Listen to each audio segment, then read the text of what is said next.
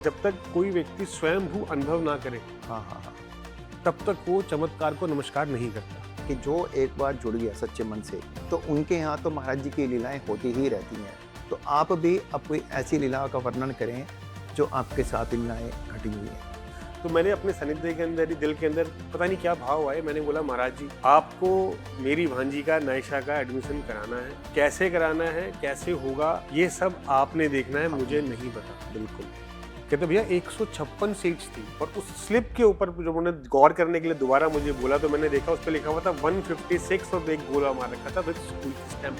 अगर किसी वजह से कार्य नहीं भी होता तो भी हमारा समर्थन जारी रहना चाहिए, हमें निराश नहीं होना चाहिए। क्योंकि महाराज जी स्वयंभू सब जगह विराजमान है और वो सबके दिल की बात जानते हैं। बिल्कुल। आप कश्मीरी के मंदिर से कैसे जुड़े? आपको वहाँ तक खबर कैसे मिली कि कश्मीरी है तो कोई मंदिर है? मेरे अंकल डॉक्टर रमेश चांद जी अंकल ने मुझे बताया कि ऐसे ऐसे गुप्त मंदिर है और आप वहाँ जाइए। मैंने कहा ठीक है। You, me and his divinity channel के सभी दर्शकों को जय श्री राम।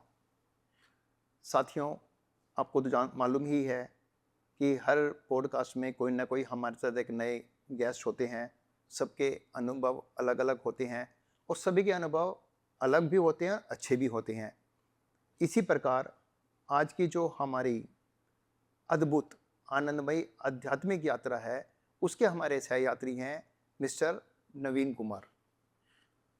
अब हम उनसे मिलते हैं। Naveen ji, you, me and his divinity channel में आपका हार्दिक स्वागत है। जय श्री राम। जय श्री राम जैन साहब। नवीन जी, सबसे पहले यही प्रश्न पूछा जाता है हर एपिसोड में ही, और ये जिज्ञासा भी रहती है कि इस बार जो आए हैं मेहमान, जो भी हमारे गेस्ट हैं, वो कौन है, कहाँ से आए हैं, क्या वो करते हैं और कैसे महाराज जी से जुड़े। ये 3-4 बातें हैं। और जहाँ तक बात अनुभव की है, जो अनुभव का सिलसिला शुरू होता है तो फिर अनुभव तो फिर शुरू हो ही जाते हैं। तो सबसे पहले आप हमारे दर्शकों को ये बताएं कि आप कहाँ रहते हैं और क्या करते हैं। धन्यवाद जैन साहब का बहुत बहुत धन्यवाद। आपका आभार कि आपने मुझे इस लायक समझा और महाराज जी ने इस लायक समझा कि मैं आज जी महाराज जी के सानिध्य में आने के बाद आपसे जुड़ के जो मेरे अपने पर्सनल अनुभव है महाराज जी के लिए, जी महाराज जी जी के प्रति, और नीमकोई बाबा जो मंदिर है आपका हनुमान जी का सिविल लाइंस में, उसके प्रति वो मैं कुछ सबके साथ में शेयर कर सकूं। बहुत बढ़िया जी। मेरा नाम नवीन कुमार है और मेरा काम है लिंट फ्री वाइप्स का। इसका लिंट फ्री वाइप्स, हम लोग वाइप्स बनाते हैं लिंक फार्मा इंडस्ट्री के लिए। ओके।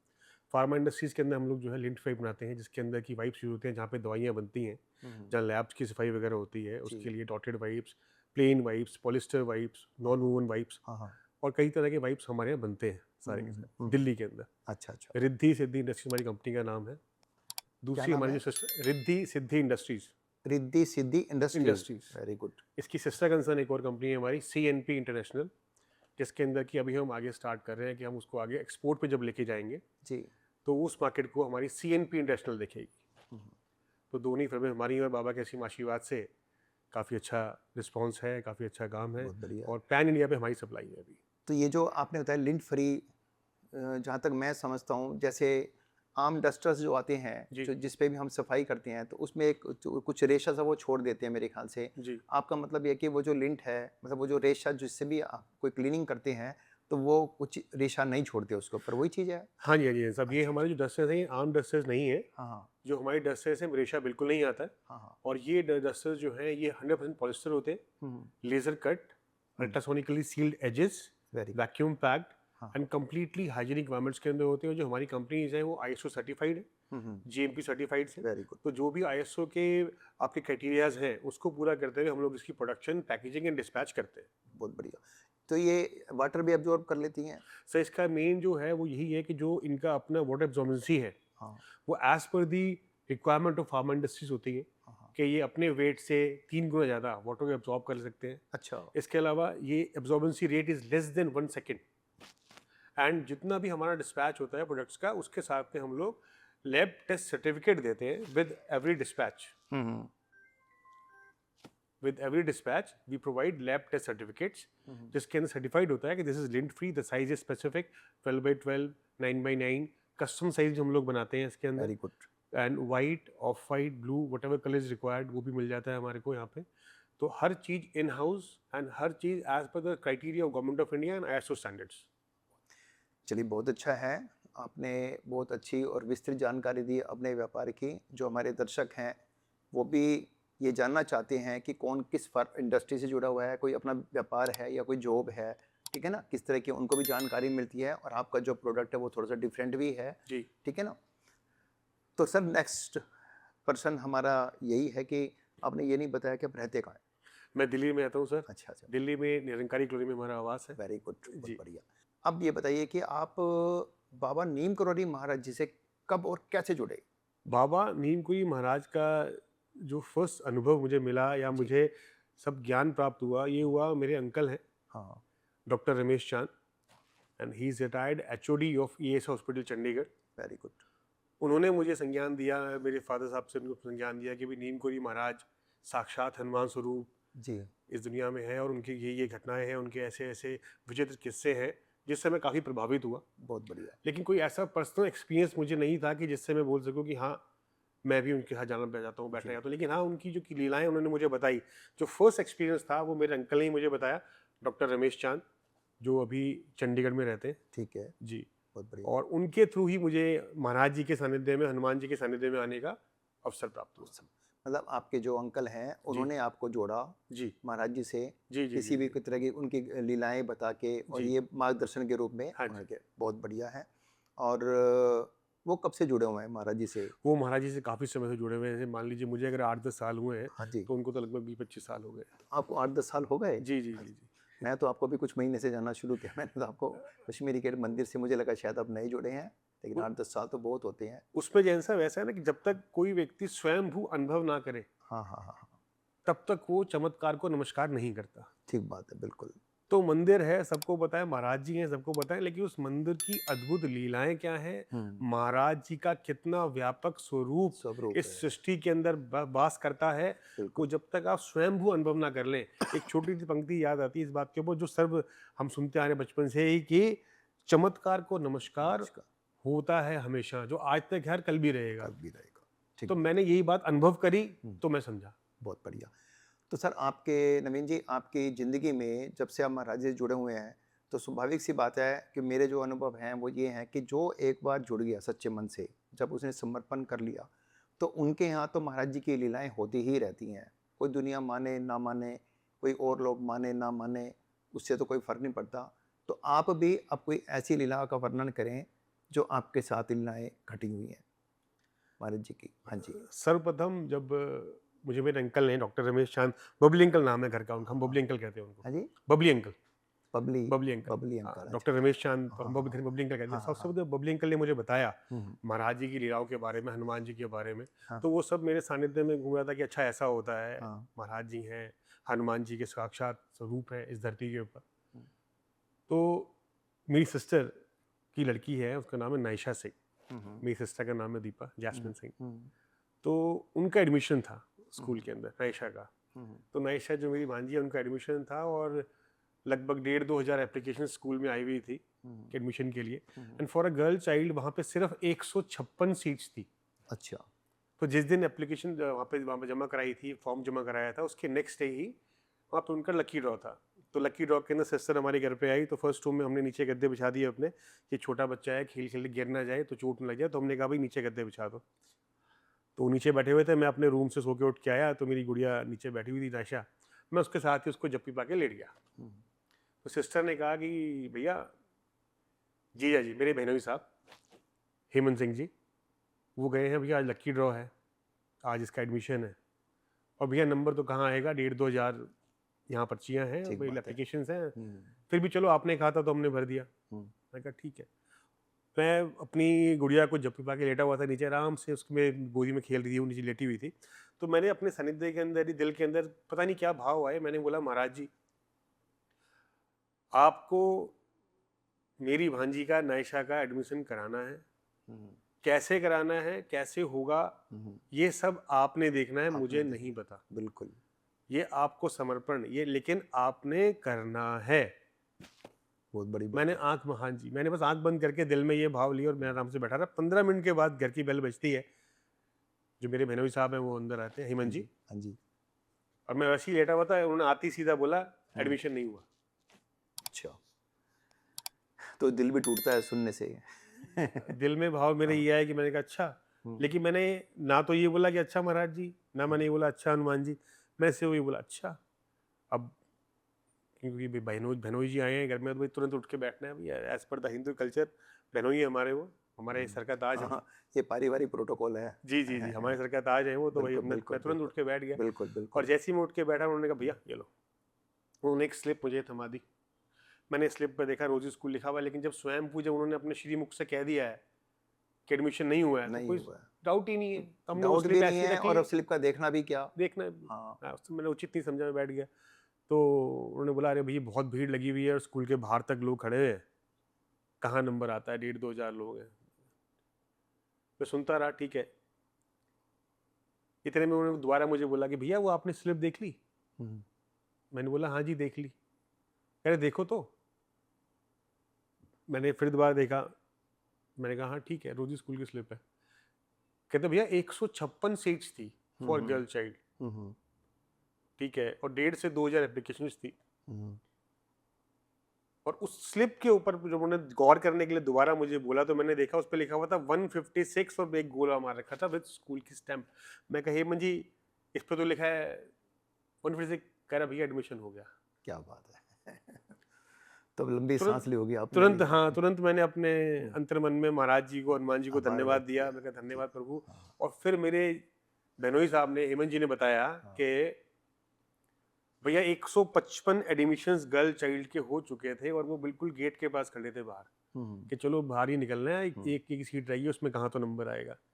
लेकिन तभी लास्ट जो स्लिप निकाली गई लकी ड्रॉ के अंदर, उसमें बोला गया the luckiest girl child, luckiest girl child having the number 156, Naisha Singh. The last seat allot करी गई नायशा सिंह को।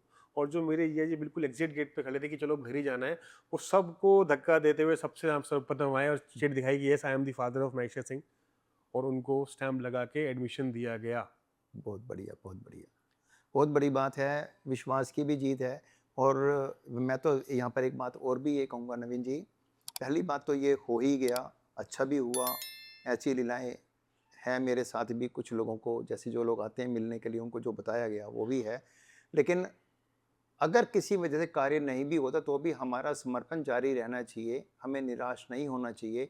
ये भी हो सकता है कि महाराज जी पे यदि हमारा पूर्ण समर्पण है, पूर्ण विश्वास है, तो कहीं ना कहीं उससे भी और बढ़िया, अधिक अच्छा हो सकता है।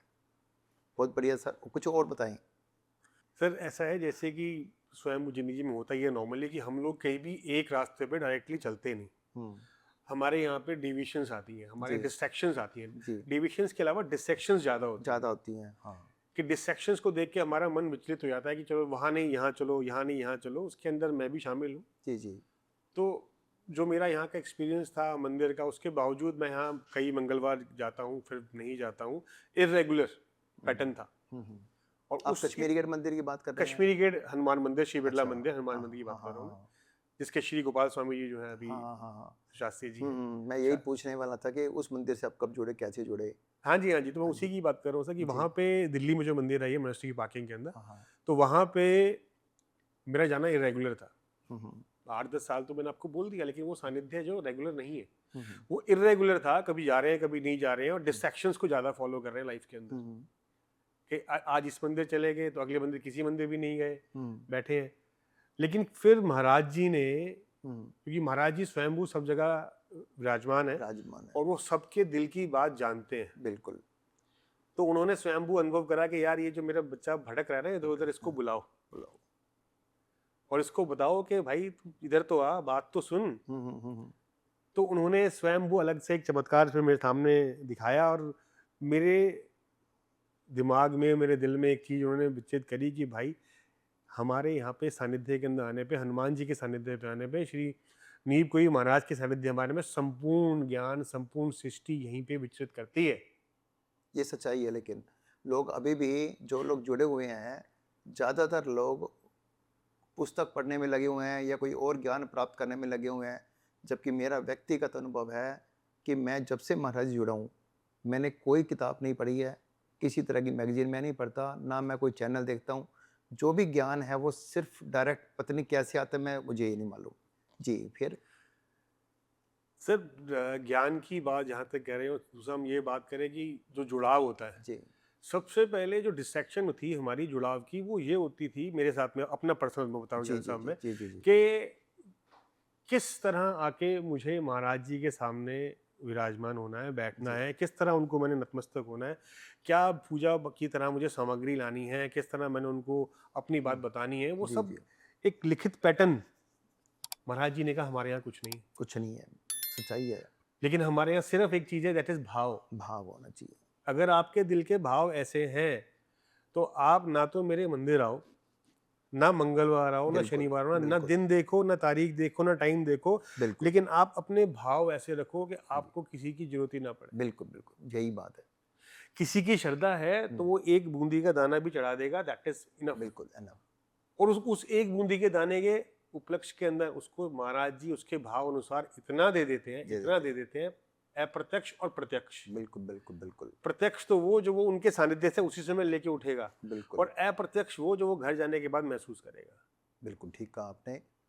तो आप ये बताइए, आप कश्मीरी गेट मंदिर से कैसे जुड़े? आपको वहाँ तक खबर कैसे मिली कि कश्मीरी गेट पे कोई मंदिर है? ये भी मेरे अंकल डॉक्टर रमेश चांद बबली अंकल ने मुझे बताया हाँ कि ऐसे ऐसे गुप्त मंदिर है और आप वहाँ जाइए। मैंने कहा ठीक है।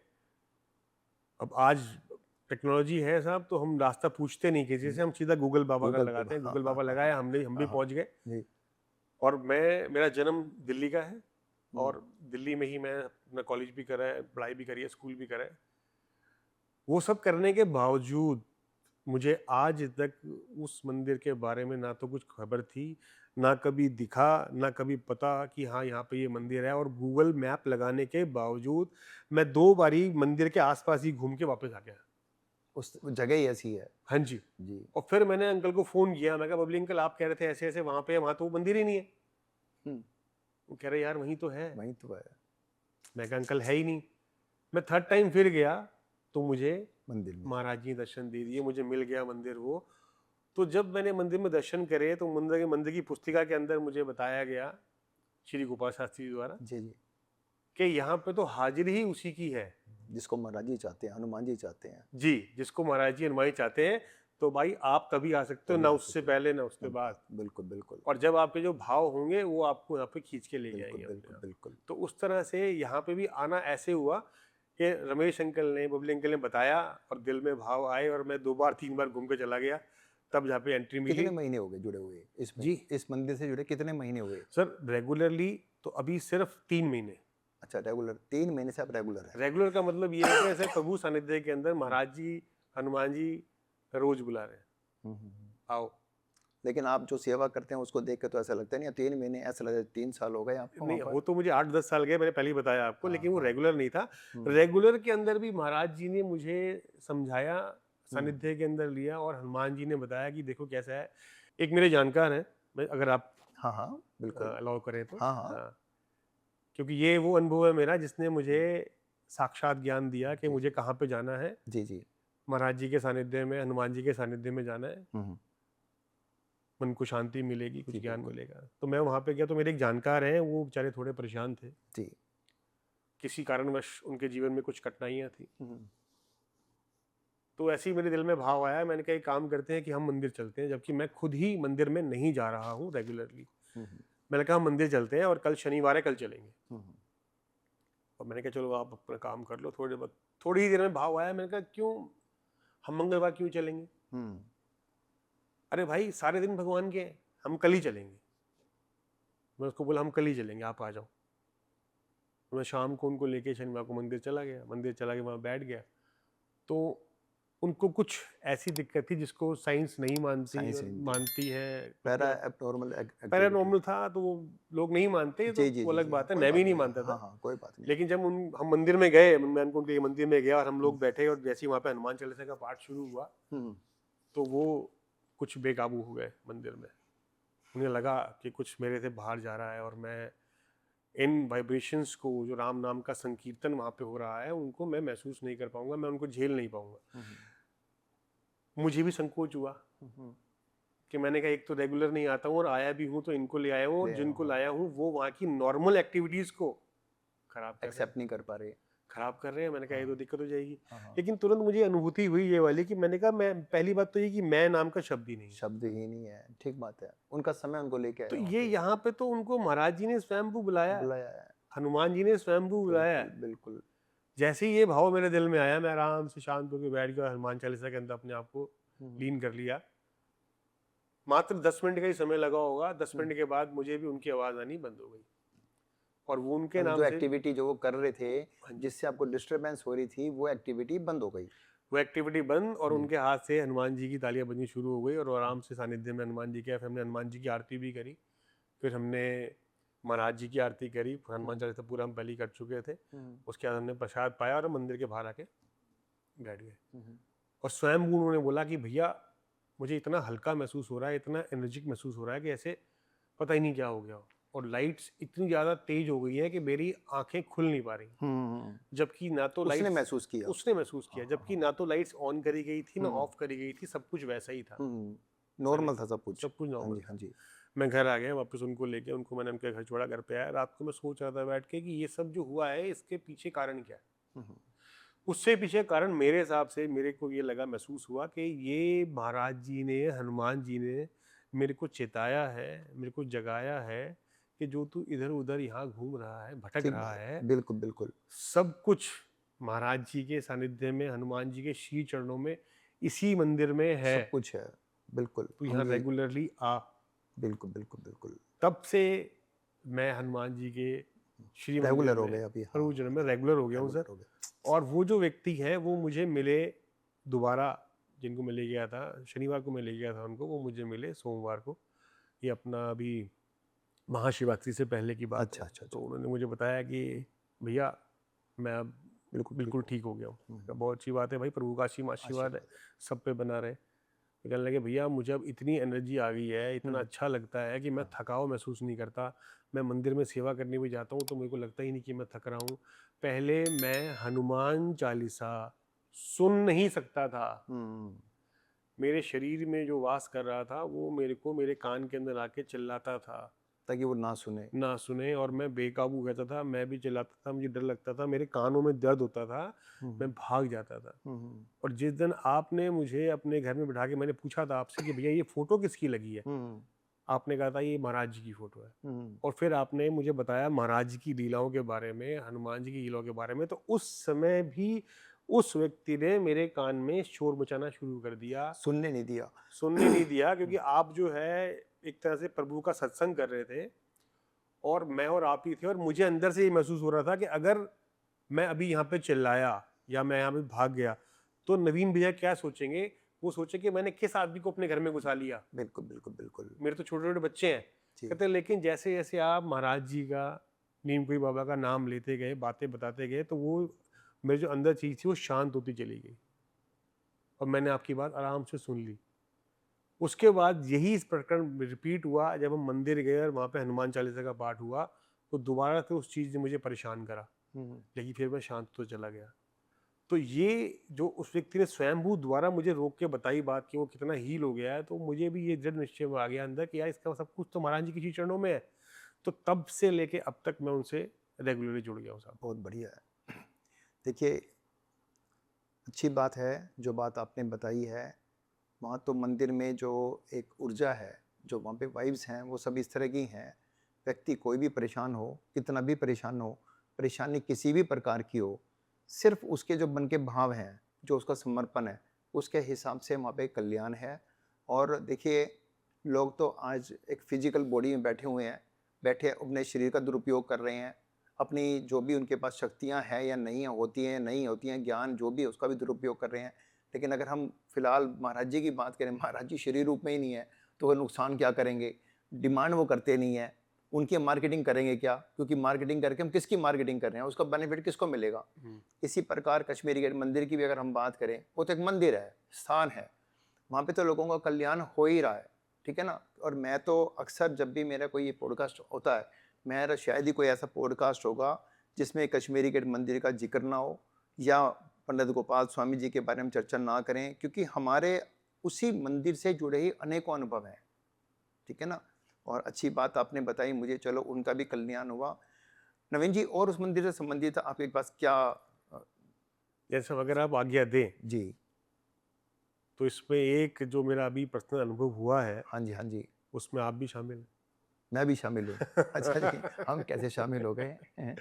जी अब बताइए। जैसे अब मैंने आपको बताया कि प्रभु ने अब सानिध्य में रोज बुलाना शुरू कर दिया जी है जी जी मंदिर जी। में, हाँ। और वहाँ पे रोज भगवान जी की जो भी सेवा बनती है, जी जी। जो भी आराधना जैसे भी हम्म, वो कर सकते हैं हम्म, वैसे हम करते हैं। तो अभी मैं पिछले कुछ दिन पहले वहाँ बैठा हुआ था मंदिर में, हाँ हाँ। और भगवान की शयन आरती का समय हो चुका था। हम्म, तो मैं बस अब जाने ही वाला था, तो एक परिवार वहाँ पे आया। हाँ हाँ।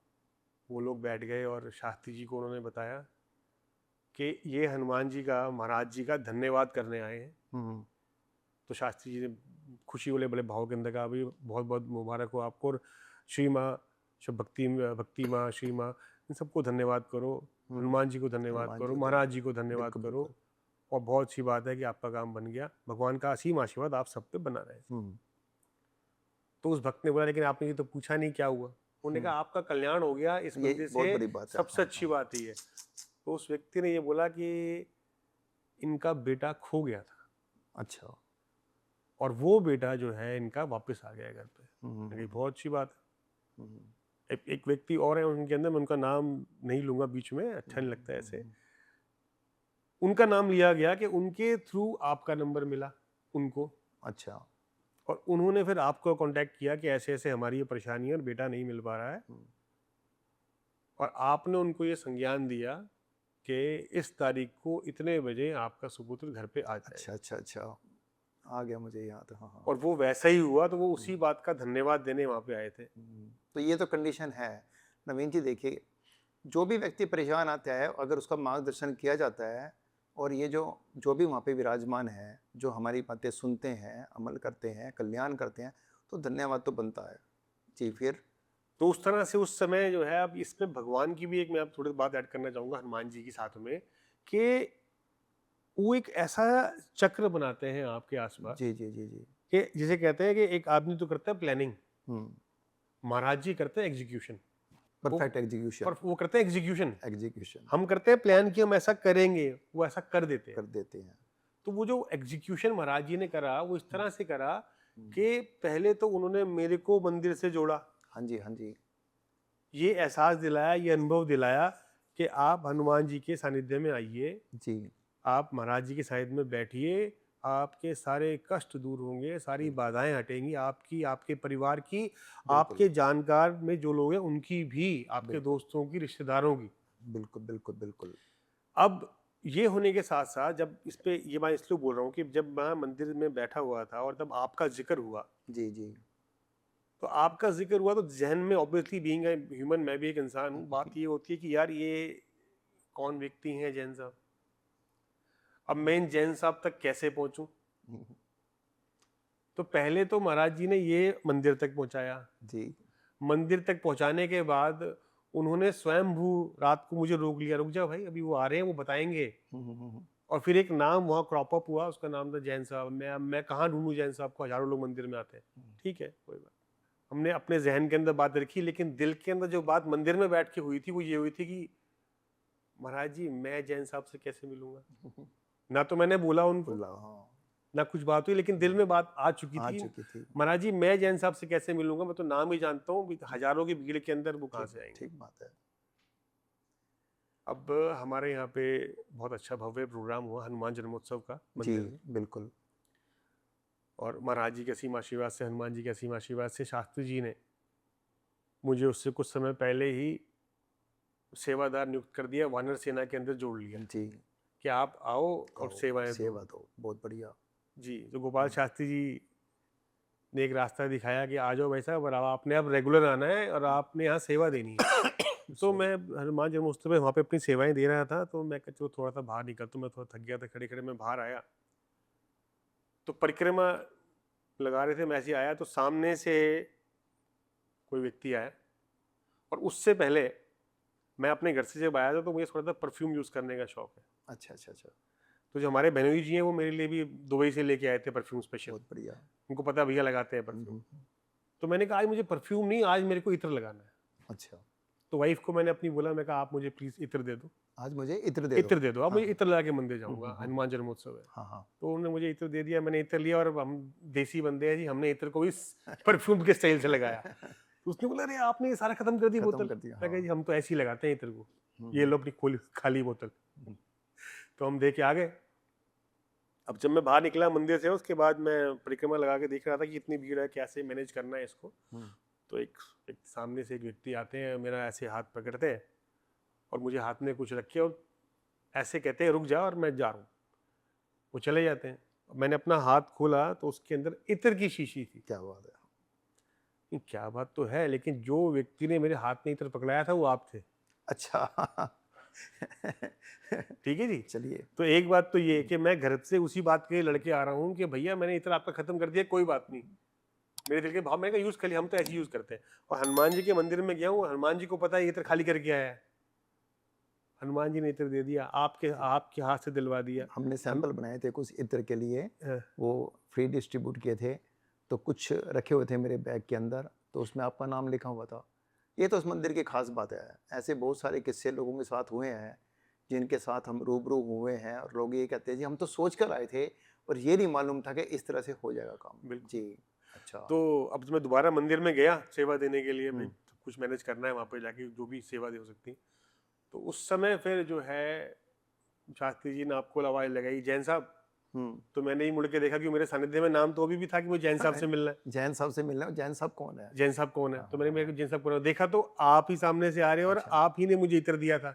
अच्छा अच्छा अच्छा अच्छा। मैंने फिर वहाँ पे भगवान का आशीर्वाद दिया, धन्यवाद आपको बहुत बहुत, बहुत कि प्रभु हम तो सोच रहे थे और आप एग्जीक्यूट कर रहे थे बिल्कुल। कि इनको इत्र भी दिया जाए, इत्र भी तो दिया लड़के जाए। आए हैं अभी और जो इनके दिल में धर्मपत्नी को बात है, नाराज करके आए हैं। हाँ धर्मपति को नाराज करके आए हैं अपनी, और ये जैन साहब को ढूंढ रहे हैं, जैन साहब से भी मिलवाया जाए। अब आपसे जो मिलवाने के पीछे की बातें थी वो भी जब समझ में आई जब हम आपसे जुड़े। तो इस तरह से ही आपसे जब जुड़ने का शामिल हुआ, तो उसके अंदर भी एक चमत्कार था महाराज का जी। कि किस तरह से जो एक लड़का खो गया था उसका पूरा परिवार आके हनुमान जी के सानिध्य में बैठा है और आपका नाम ले रहा है। फिर उन्होंने पाठ किया, साथ में हमें भी शामिल किया गया उसके अंदर। उसके बाद जो अपना पर्सनल एक्सपीरियंस हुआ, फिर जैन साहब कौन है, तब बात हुई। फिर जब हम आगे आपसे जुड़े, जी जी, उसके बाद जब सत्संग से जुड़े आपसे, जब आपने सत्संग के अंदर बुलाया। हाँ हाँ, जो राजकुमार शर्मा जी के यहाँ होता है। राजकुमार शर्मा जी के सत्संग होता है। पहली बात तो फर्स्ट टाइम में गया ही नहीं। हाँ हाँ। सेकंड टाइम भाव इतने अच्छे आ गए कि मैंने, मेरे एक मित्र हैं वो भी जुड़े हुए हैं मंदिर से मेरे से पहले से, जतिन जी। तो जतिन जी को मैंने बोला, मैं कहा भैया सत्संग में इस बार जरूर चलना है, और लास्ट टाइम मैं नहीं गया था। उन्होंने कहा भैया मेरा तो हो नहीं पाएगा जाने का। मैंने कोई बात नहीं, मैं जरूर जाऊंगा और मैं आपको वहां से जाके फोन कर दूंगा, वीडियो कॉल कर दूंगा। लेकिन अच्छी बात ये रही कि किस तरह से उनका फोन आ गया, भैया निकले तो नहीं घर से? मैंने कहा नहीं, कह रहे मैं आ रहा हूँ। और हम जब दोनों सत्संग पहुंचे हैं तो उस समय तो खाली आपसे राम दुआ सलाम थी कि हाँ ठीक है ये जैन साहब में दूर से जानते थे। तो प्रभु ने तो मुलाकात करवा दी। तो इस तरह से ही सत्संग का भी एक काम है। नहीं, सत्संग तो खैर बहुत बढ़िया रहा। और जिस दिन आप आए थे उस दिन तो सत्संग मेरे ख्याल से एक भव्य सत्संग था, जो 2 बजे शुरू होकर शाम को 8 बजे समाप्त हुआ है, 7:30 बजे। और सत्संग के नाम पे तो लोग कहीं जाना पसंद ही नहीं करते, और लोग ये सोचते हैं कि सत्संग में क्या करेंगे देखा जाए तो। लेकिन जिस दिन आप आए थे, पहली बार आए थे, और उस दिन वो सत्संग वास्तव में ही बहुत ही अद्भुत भी रहा। उसकी चर्चा भी बहुत हुई उस सत्संग के अंदर, और उसी सत्संग से प्रेरित हो गए जतिन जी ने भी संडे को, जो अभी रविवार गया है, मतलब मैं यहाँ पे दर्शकों को बताना चाहूँगा, 19 तारीख थी, 19 तारीख को, 19 अप्रैल को उस दिन अक्षय तृतीया थी। जो उस दिन नवीन जी के साथ इनके एक और मित्र और महाराज जी के भक्त आए थे, जतिन जी, उन्होंने अपने घर पे सत्संग रखा, और उनका प्रेम भाव इतना अद्भुत था उनका, उनकी माता जी का। उन्हें घर पे भोजन की व्यवस्था की हुई थी और चाय पानी का काफ़ी बड़ा प्रोग्राम किया हुआ था उन्होंने। हमने तो एक शर्त रखी हुई है कि किसी भी सत्संग में किसी भी प्रकार का कोई खर्चा नहीं करना है, क्योंकि ज़्यादा खर्च करने से एक आडंबर का रूप आता है, और महाराज जी हमेशा आडंबर से दूर रहे हैं।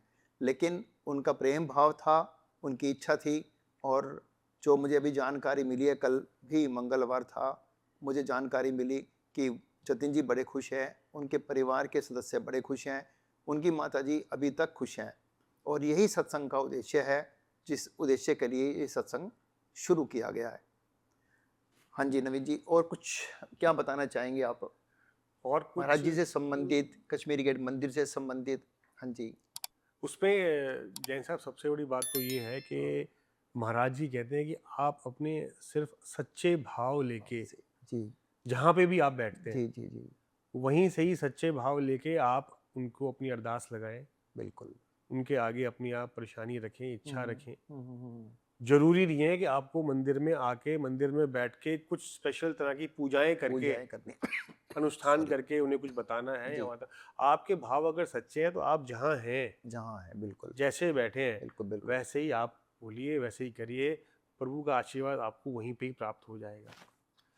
यहाँ मैं दर्शकों सभी से आपसे एक बात कहना चाहूँगा, और जो बात मैं आपसे कहना चाहता हूँ वो सिर्फ महाराज जी के बिहाफ पे कह रहा हूँ, अपने अनुभव के बिहाफ पे ही मैं आपको बता रहा हूँ। महाराज जी का किसी भी प्रकार का कोई ऐसा नियम नहीं है कि आपको रेगुलर हनुमान चालीसा का पाठ करना है, सुंदरकांड पाठ करना है, आपको मंदिर जाना है या घर पे ज़्यादा समय लगाना है। महाराज जी के एक छोटे छोटे से नियम हैं, उनका विशेष तौर पे कहना है प्रेम सेवा भोजन। ये 3 शब्द हैं।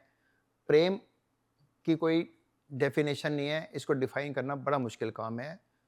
किसी भी तरह से कर सकते हैं डिफाइन, इसको बहुत मुश्किल काम है वैसे। सेवा भी और भोजन भी, सिर्फ इन 3 बातों पे ध्यान रखें। जब भी आप कभी प्रसन्न हो या कभी दुखी भी हो, इन तीनों में पे ध्यान दें तो आपका कल्याण होगा। जब आप मन में अपने भाव रखते हैं कि मैं महाराज जी को प्रसन्न करने के लिए 3 कार्य कर रहा हूँ, तो महाराज जी आप पे क्रिया अपनी कृपा अपरंपार करेंगे। इस बात की मैं आपको गारंटी दे रहा हूँ, बिल्कुल गारंटी, और पॉडकास्ट के माध्यम से दे रहा हूँ। किसी भी प्रकार से आपको परेशान होने की आवश्यकता नहीं है। और यहाँ मैं एक इसी कड़ी में एक बात और बता दूँ लोगों की जानकारी के लिए सॉरी, कि अक्सर जो लोग कैंची धाम जाते हैं, वहाँ पर लोगों को लगता है हम कंबल लेके जाएं, प्रसाद लेके जाएं, पुष्प लेके जाएं। कुछ भी लेकर जाने की ज़रूरत नहीं है। ये सिर्फ जो वहाँ पे दुकानें खुली हुई हैं, उन लोगों अपने प्रचार प्रसार के लिए ही वो कार्य रखा हुआ है। वो गलत नहीं है, लेकिन आपको किसी भी प्रकार का खर्च नहीं करना है।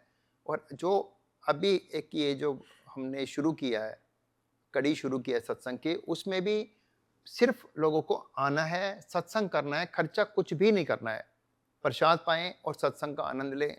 नवीन जी, सभी चर्चाओं के साथ आज हम अपनी इस चर्चा को विराम देते हैं। आप स्टूडियो आए, आपने पॉडकास्ट के लिए अपने विचार रखे, खूबसूरत शब्दों में रखे, और मैं पूर्ण विश्वास के साथ कहता हूँ कि जितने भी हमारे दर्शक हैं उनको काफ़ी इस बात का ज्ञान मिला होगा कि जुटने के बाद कृपा को प्राप्त करना और अच्छे अच्छे अनुभव लेना ज़्यादा मुश्किल काम नहीं है। किसी भी तरह का कोई हवा भी नहीं है। इसके लिए मैं अब आपसे इजाज़त चाहूँगा। स्टूडियो में आने के लिए, चैनल पे हमारा गेस्ट बनने के लिए आपका हार्दिक आभार। जैन साहब, एक बात मैं आपको और ऐड करना जी चाहूँगा इसके बिल्कुल। कि कई बार ऐसा होता है कि हम लोग मानव प्रवृत्ति के हिसाब से कि भाई हाँ, कुछ चीज़ों को देखते हुए भी अनदेखा कर देते हैं। बिल्कुल। अब इसके अंदर भी अगर आप बात करें कि आपको सब कुछ अपने आगे दिख रहा है, हो रहा है, महसूस आप कर रहे हैं, जी। लेकिन तब भी आप कहते हैं कि नहीं नहीं नहीं ऐसा नहीं है, इसको छोड़ो। हम्म, वो बात भी आपको सानिध्य में रखनी पड़ेगी कि आपने अगर कोई चीज़ महाराज जी पे छोड़ दी है। छोड़ दी है, उनको सौंप दी है, जी जी तो आप उस पे छोड़ के एकदम निश्चिंत हो जाएं, लेकिन प्रभु सानिध्य को ना छोड़ें। बिल्कुल। आप वहीं पे रहें, आपको अपने आप उसका रिजल्ट मिलेगा। आप जैसे इसके अंदर अगर छोटा समय दें मुझे 2 मिनट का, जी तो मैं एक बात जोड़ना चाहूँगा कि एक जी मेरे मित्र है, जी।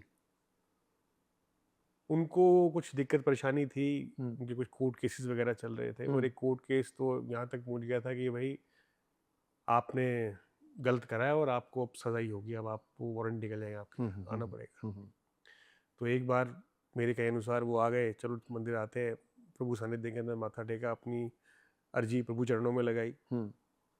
कश्मीरी गेट मंदिर। कश्मीरी गेट मंदिर, हाँ बिरला मंदिर, हनुमान मंदिर। हाँ हाँ हाँ। फिर नेक्स्ट मंगलवार फिर मैंने उनको आग्रह करा, आओ मंदिर चलते हैं दोबारा। तो उनका मुझे फ़ोन आया कि रवीन भाई चल तो लेते हैं, लेकिन अब कल की तो मेरी पेशी है। और मेरे तो भाई वारंट निकल चुके हैं, हम्म और कल मैं जाऊंगा तो बस फिर अरेस्ट ही है। हम्म तो मजाक के अंदर मैंने उनको बोला, मैं कहा ठीक है भाई, जेल में मिलने आएंगे, बता देना कौन सा फ्रूट लेके आना। हम्म तो नेक्स्ट जब जैसे कल ना ट्यूसडे था, हम लोग मंदिर में गए, प्रभु का दर्शन किया, उन्होंने अपनी बात प्रभु के सामने रखी और आ गए।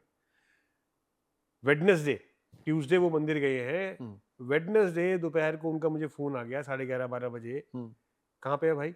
भाई घर पे बैठो, अभी तो बताओ, हुक्म करो। निकल रहा हूँ कहीं जाने के लिए। कह रहे भाई 5 मिनट का बाद में, कहा बताओ। कह रहे यार वो तो केस ही खत्म हो गया। अच्छा जी, कैसे? मैंने कहा केस खत्म हो गया? हाँ। कौन सा? कह रहा है भाई जो वारंट निकले थे। हाँ। मैंने कहा हाँ। कहता है वो जज ने केस ही खत्म कर दिया। अच्छा जी। कहता है ये तो केस ही फॉल्स है। अच्छा। हाँ। Very good. कहता है वो जज जो आया नया, उसने केस ही पूरा खत्म। जज पहले बात तो जज चेंज हुआ, हाँ। और जज के बाद जो दूसरा जज आया उसने देखा, उसने कहा भाई ये तो केस ही फॉल्स, हटा दो, कुछ नहीं चाहिए, वारंट वारंट सब कैंसिल, केस ही खत्म। लेकिन अब दोबारा से वही बात आती है कि अगर आपने प्रभु सानिध्य में कोई बात बोली थी कि जी, प्रभु जी। आप देखो जी आपने क्या करना है, तो उस चीज को आप समझें बिल्कुल। कि अब उन्होंने तो इतना कर दिया, आप कम से कम आप तो धन्यवाद दें। जी जी जी जी जी। नहीं गए, नहीं देते। नहीं जाते। तो परसीव आप क्या कर रहे हैं अपने आप वातावरण से, तो प्रभु को जब आप कोई चीज सौंप देते हैं, उसके बाद परसीव ये कीजिए कि आपने उनको धन्यवाद जरूर देना है, जी जुड़े रहना है उनसे। जी। तो क्या वो शख्स दोबारा मंदिर थैंक्स कहने के लिए गया? नहीं गया? वो नहीं गए थैंक्स कहने के लिए, और इस बात को वो मानते भी नहीं। अच्छा, हाँ, मतलब ये भी मानने को तैयार नहीं है कि जो कुछ हुआ वो इस स्थान की वजह से हुआ, या महाराज जी की वजह से हुआ, या हनुमान जी, ऐसा भी नहीं मानते मतलब। वो ये तो मानते हैं इस स्थान की वजह से ऐसा हुआ, महाराज जी की वजह से ऐसा हुआ, हाँ। लेकिन वो ये नहीं मानते कि यार ये कैसे हो गया। कहता ये तो होना ही था।